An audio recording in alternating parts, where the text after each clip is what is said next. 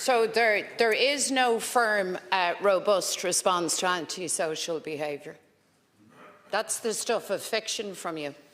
There isn't, and ask anybody, anywhere. Ask them in Dublin's north inner city. Ask them in communities all across the country. This scourge goes unchallenged.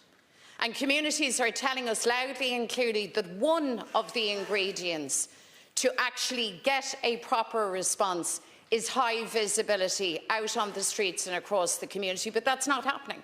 And it's not happening because the numbers aren't there. I asked you a question about vetting, Garda vetting, and the fact that up to 20 in a given class of Gardaí will be prevented from starting their duties because of an internal Garda process. The Minister at committee yesterday confirmed that that was the case. I am asking you, Taoiseach, to be very clear and confirm for me what the numbers are. How many Gardaí are prevented from graduating because of a delay in internal Garda vetting? I would like an answer to that, please.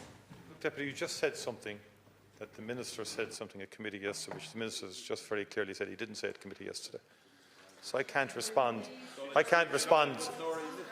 think I'm not responding to assertions by you that are not soundly based. You just pointed to Deputy Carty, so you clearly didn't hear the Minister saying that yesterday. No, but you said it as if you knew it, as if you had heard him. You said it as if you had heard it. I wouldn't. No, Deputy Carty's, I've been through.